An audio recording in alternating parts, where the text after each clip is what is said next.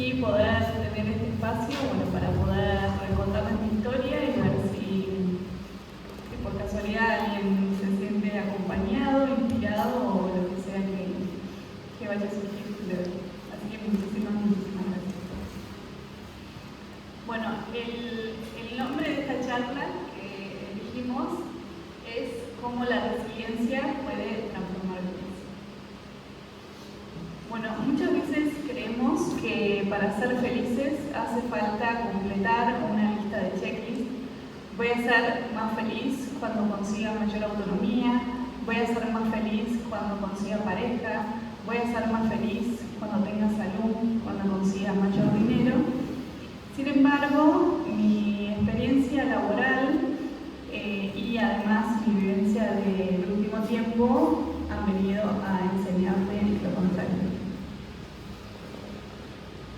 Mi nombre es Rosario Porter, me dicen Rochi, soy abogada, psicóloga y hice un máster en políticas públicas. Mi último trabajo fue trabajar en una ONG que se llama Construyendo. Desde la ONG acompañamos a personas que viven en barrios vulnerables a llevar adelante sus emprendimientos. Son barrios muy precarios, y lo que siempre me llamó la atención y me sorprendió de los emprendedores es que siempre te recibían con una sonrisa, siempre con lo poco que tenían, te habían preparado un budín, unas masitas, te habían armado el mejor mate. Y yo llegaba y decía, pero ¿de dónde sacan tanta felicidad? Eran casillas que se inundaban con la lluvia, que a veces se incendiaban, que había inseguridad, pero había algo en ellos que me hacía pensar, quizá la felicidad provenga de algo más interno y no necesariamente de algo externo, y yo no me daba cuenta, pero estas pequeñas enseñanzas de a poco iban calando en mí. No me di cuenta cuán impregnada tenía esta filosofía de vida hasta que me pasó lo que les voy a empezar a contar a continuación. Después de 5 años de noviazgo, junto con Santi, mi ahora marido, decidimos ampliar nuestra familia, así que nos enteramos de que íbamos a ser papás y en marzo de 2023 nació nuestra hija Juanita. Fue un embarazo espectacular, pudimos hacer algún que otro viaje, hasta fuimos a algún concierto, preparamos todo para la beba.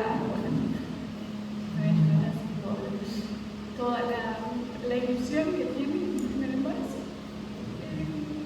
Así que bueno, en el curso preparatorio nos habían dicho que si las contracciones empezaban cada X cantidad de minutos o si había sangrado, teníamos que llamar a la partera. En este último caso, si había sangrado, teníamos que llamar de forma urgente. Así que bueno, el 24 de marzo de hace 3 años,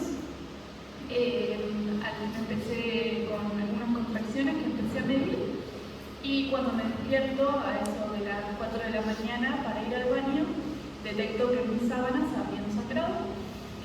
Así que un poco asustados llamamos a la partera, quien nos dijo que tranquilos fuéramos al sanatorio. Y bueno, cuando llegamos ya nos estaban esperando ahí.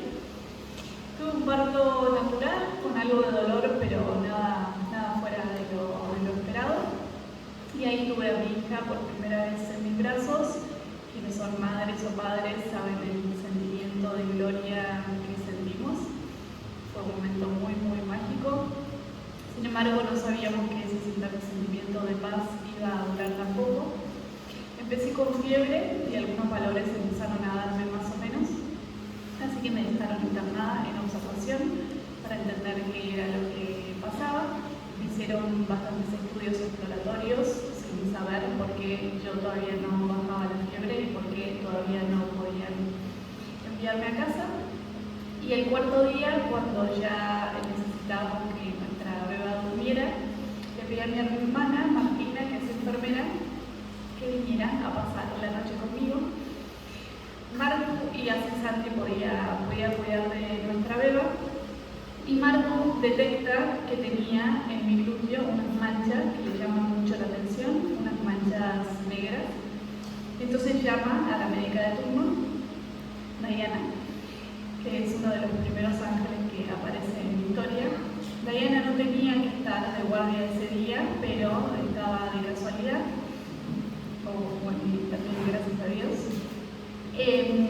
Diana había tenido el caso cuando era residente de una chica de 16 años que por tener estreptococo tipo A o biógenes se había muerto en solo 6 horas.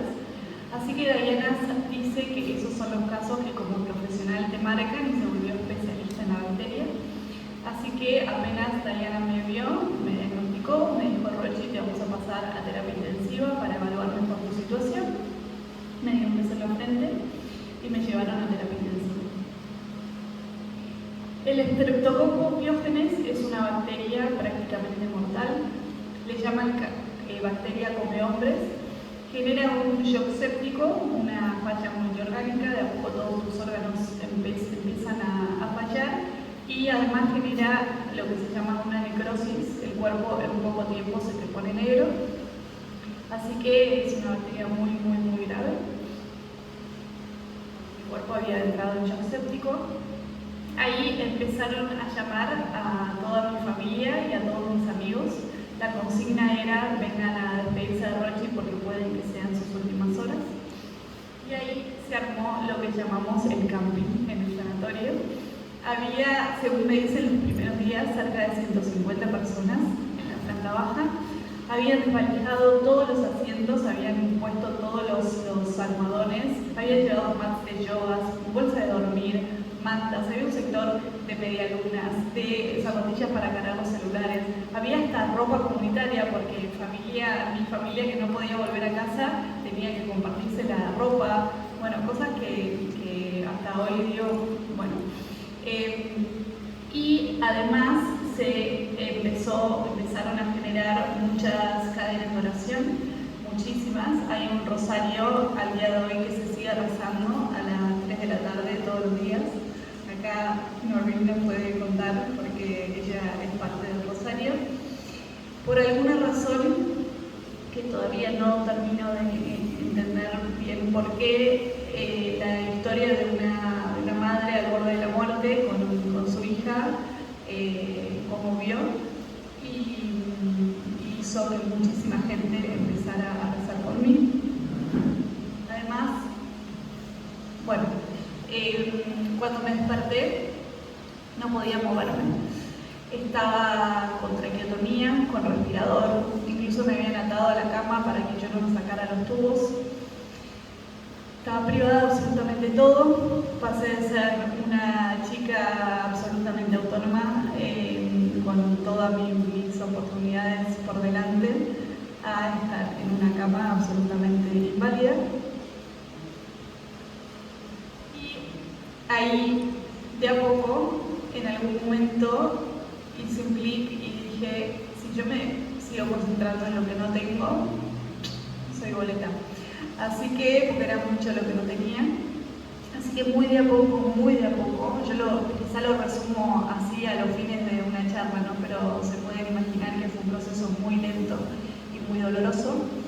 Pero bueno, en algún momento de todo este proceso hice como un pequeño clic interno y dije: voy a tratar de buscar la felicidad y la plenitud en lo que sí tengo y no en lo que no tengo, que era muchísimo porque yo seguía viva, mi hija estaba muy bien, así que eso ya era motivo para seguir adelante. Y ahí empezó un camino que nunca imaginé que iba a ser tan largo. La bacteria me había generado una necrosis, como les conté, mi cuerpo se había puesto negro, y tenían que empezar a sacar esa necrosis para ver qué partes del cuerpo había que amputar y qué partes del cuerpo se podían rescatar, por así decirlo. Entré a quirófano más de 50 veces, entraba todos los lunes y todos los viernes a quirófano durante todo ese tiempo, durante todos esos meses. Entraba al quirófano, salía y cuando estaba más o menos estable me volvían a meter. Así que, bueno,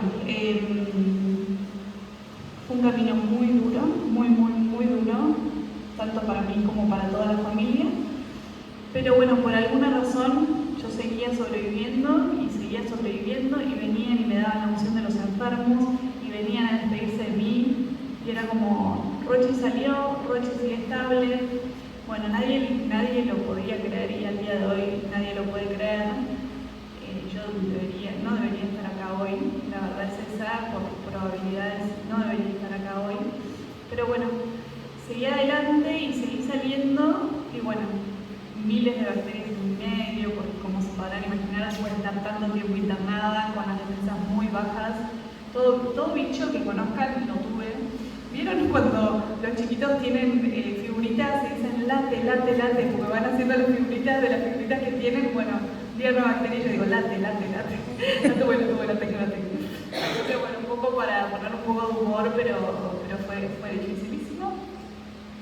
Y después de 7 meses, desde que entré para tener a mi hija, fui dada de alta. Fue una fiesta, no saben lo que fue.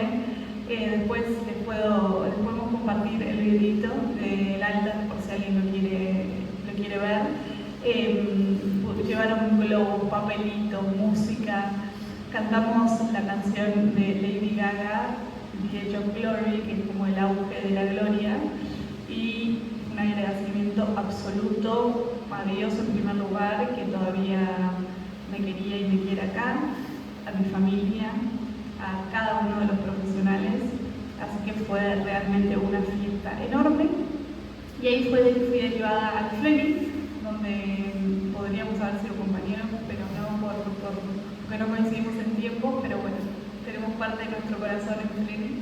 Luis Escobar es un lugar preciosísimo, con mucho verde, donde ahí empezás con rehabilitación de kinesiología, terapia ocupacional y terapia cognitiva, entre otros, para abordar las diferentes cuestiones que hay que abordar. Bueno, y ahí me presentaron a mi querida amiga la silla de ruedas. Me explicaron que había unas probabilidades altas de que yo no volviera a caminar, así que empezaron a enseñarme a manejar mi silla de ruedas y también a ver qué secuelas me habían quedado. Bueno, yo era zurda y como toda mi parte izquierda todavía no responde bien, tuve que aprender todo. Estoy aprendiendo a escribir de nuevo, todavía no aprendí de todo. Puedo escribir en computadora, pero a manos me cuesta un montonazo.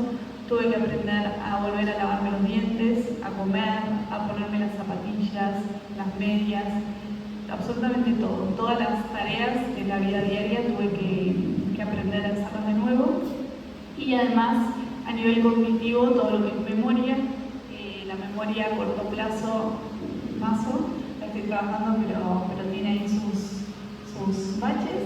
Y a nivel kinesiológico, bueno, recuperar mucha fuerza, trabajar mucho con la pierna derecha, que es la que sí me responde para poder hacer un montonazo de cosas, y ver, bueno, todo lo que no tengo aparece a veces muy evidente, pero parte de la terapia, y entre ellas, por supuesto, también terapia psicológica y psiquiátrica, ver, bueno, qué sí se puede hacer con lo que tenés, que la verdad es muchísimo lo que puedo hacer, así que todo un ejercicio de concentrarme en qué es lo que sí puedo hacer.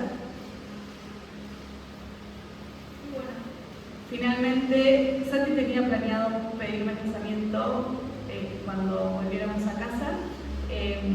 Bueno, tardé en volver, así que me propuso, según me cuenta, en algún momento de ese periplo, yo no me acuerdo, me dice que le dije que sí, yo no me acuerdo, así que después cuando estuvimos en casa un poquito más estables, me pidió que me casara con él, le dije que sí, así que en diciembre de 2024 nos casamos.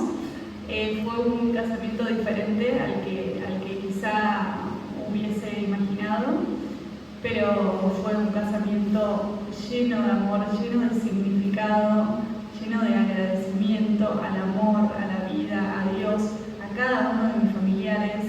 Así que fue un casamiento diferente, pero fue perfecto, al menos para mí y también para Santi y para todos los que estuvieron.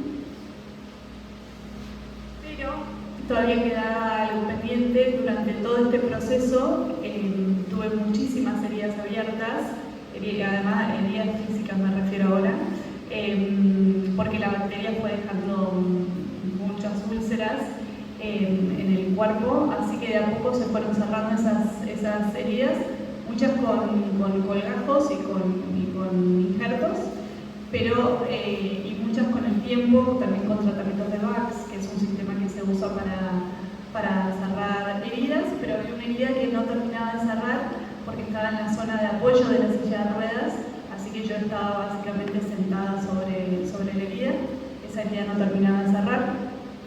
Así que después, cuando fuimos un poquito más estables clínicamente, o yo hablo en plural porque con Santi somos como dos ahí luchando para ver dónde hay ventanas de estabilidad, es un bombón que me acompaña en todas.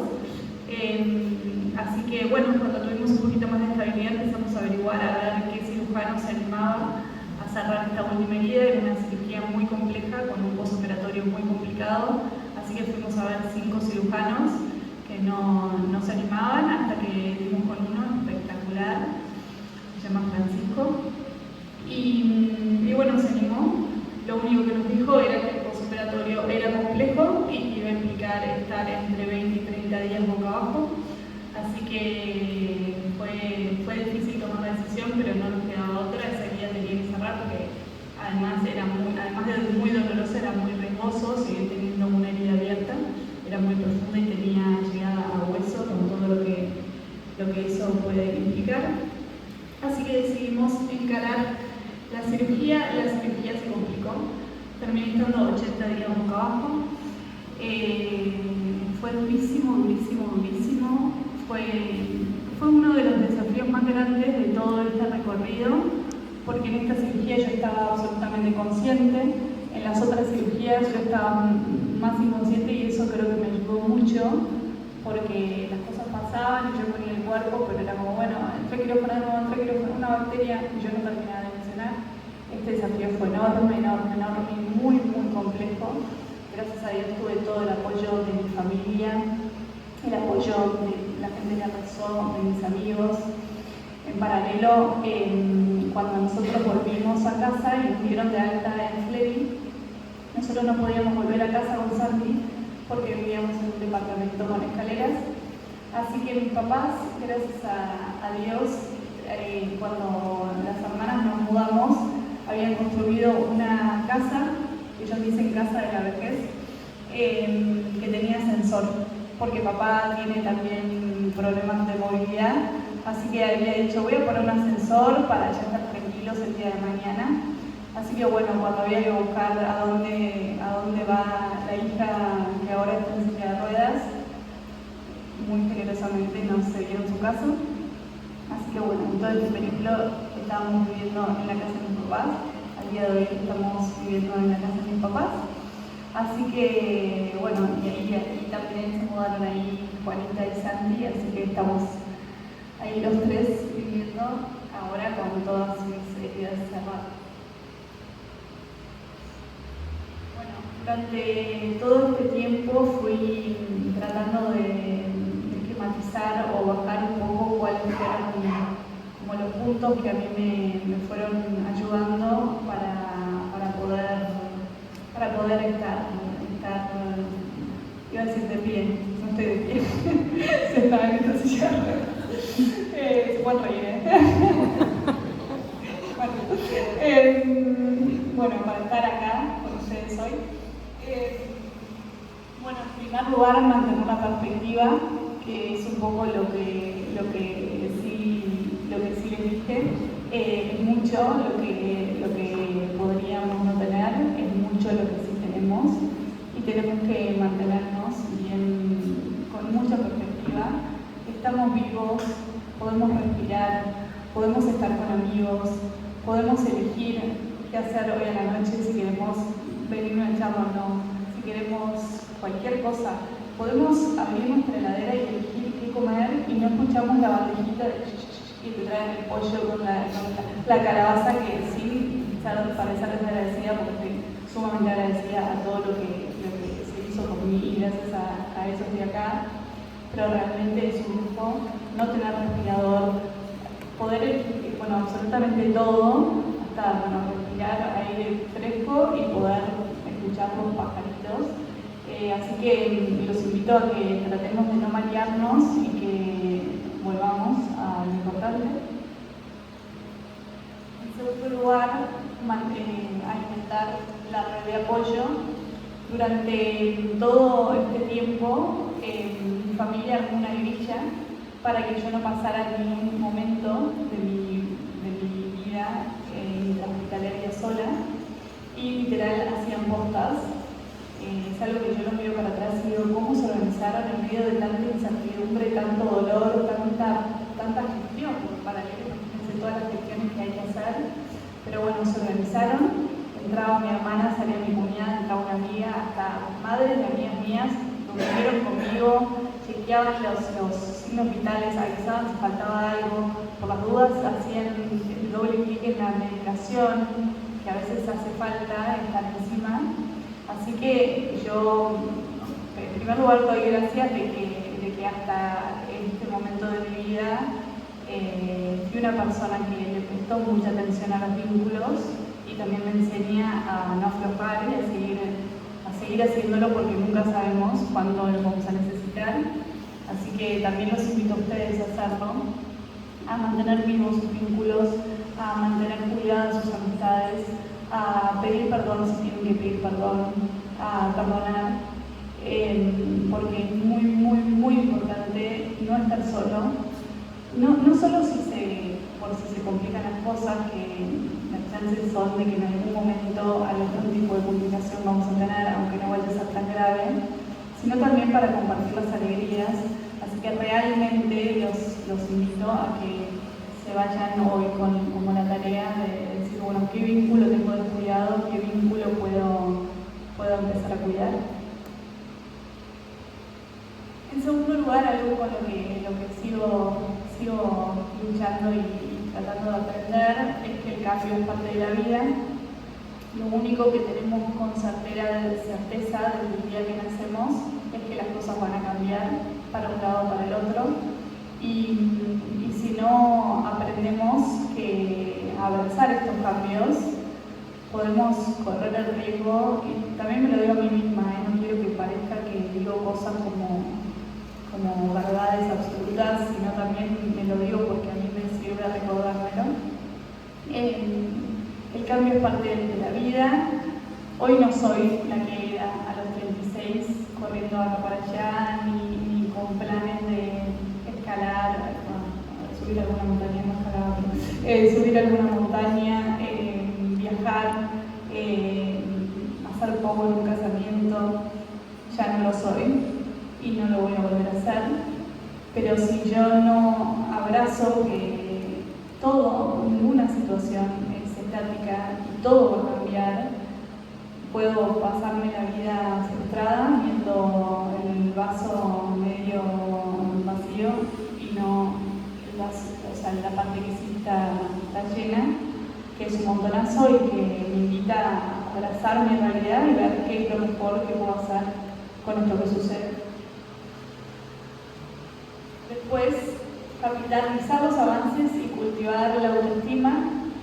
En relación a esto, estaba pensando que contarles cuando me dieron el alta y tuve que aceptar que yo no podía volver a mi trabajo anterior porque los barrios vulnerables son muy poco accesibles a sillas de ruedas, y además toda la parte, a mí lo que es planificación y agendar, todo eso hago mucha agua, así que tenía que ver qué podía hacer para un nuevo trabajo. Y me junté con una coach laboral y me acuerdo que me dijo, bueno, Rochi, ya sabemos lo que no tenés, veamos qué es lo que sí tenés. Y me dijo, bueno, por lo pronto tenés una historia para contar, eso es algo bueno, y veamos qué más tenés. A mí la parte lingüística me quedó, así que me dijo, por ahí podemos hacer algo con eso, y la parte de memoria no, pero no importa, vamos a ver qué apoyos podemos empezamos a utilizar. Así que empecé como en el camino de decir, bueno, ¿qué puedo cultivar de lo que pasó? Y cómo puedo hacer para empezar a quererme misma con este nuevo cuerpo, con estas nuevas limitaciones, con este cuerpo lleno de cicatrices y bueno, de a poco ver con esto que soy qué es lo mejor que puedo hacer. Y no sé si es por último, pero siento que es muy importante. Bueno, tener metas claras. Esto es algo que yo antes también lo tenía bastante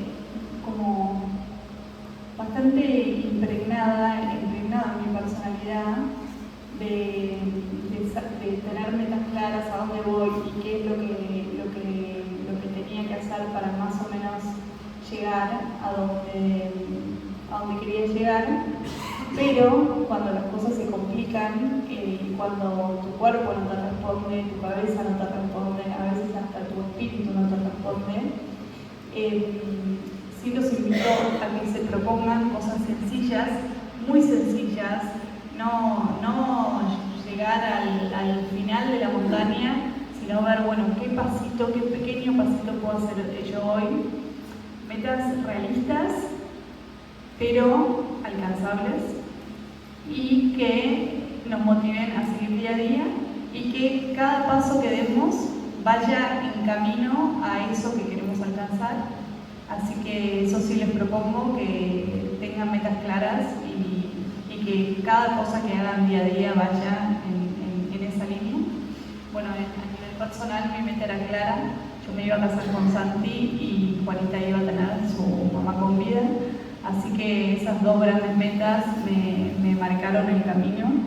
Cada noche de dolor, cada noche de soledad, cada noche de incertidumbre, cada vez que por las dudas me tenía que despedir, fue como una certeza interna que me hizo seguir y me hace pelearla. Cada día que las cosas me cuestan, cada día que es un desafío enorme aprender a ponerme una media, elegir zapatillas que pueda ponerme, decir que no a determinadas cosas. Así que los invito a que se propongan cuáles son esas metas que tienen y si les sirve anotarlas y que las pequeñas cosas que hagan vayan en esa línea para poder alcanzar grandes cosas de a poco.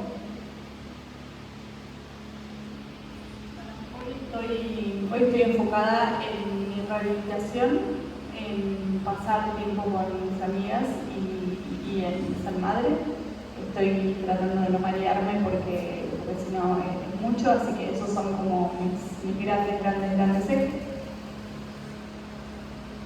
Y de a poco, como un poco les adelanté, empecé a contar mi historia en redes sociales, muy de a poco. El primer video que subí fue el del alta del hospital y de repente me di cuenta de que había personas que me decían que me siento inspirada, me siento acompañada, eso me hacía motivarme más a compartir y bueno, muy de a poco me empezaron a llamar a dar algunas entrevistas, algunas notas, incluso algunas charlas y me di cuenta de que quizá eso podría llegar a ser una fuente de trabajo también, así que hoy estoy enfocada en eso. Y por último, y también es uno de los ejes principales, el agradecimiento. Hoy doy gracias de poder estar acá con ustedes, doy gracias de estar viva, doy gracias a Dios de que haya querido que me quede. Y yo creo que el agradecimiento genera una disposición del alma que nos hace estar abiertos a cada pequeña cosa de la vida. Y a fin de cuentas, la vida es eso, porque la vida es hoy, por más trillado que está, realmente creo que la vida es hoy, es lo único que tenemos con certeza, lo único. Estamos hoy acá, que podemos hacer un montonazo de cosas, así que bueno, los invito a dar gracias porque estamos hoy acá. Hay una frase que me gustó de una serie que dice: si la vida te da limones, hazla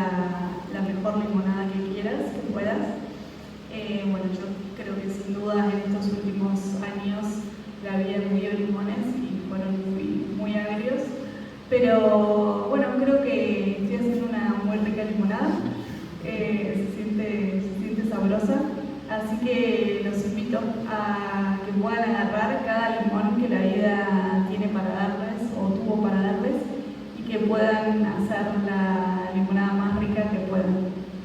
Muchas gracias.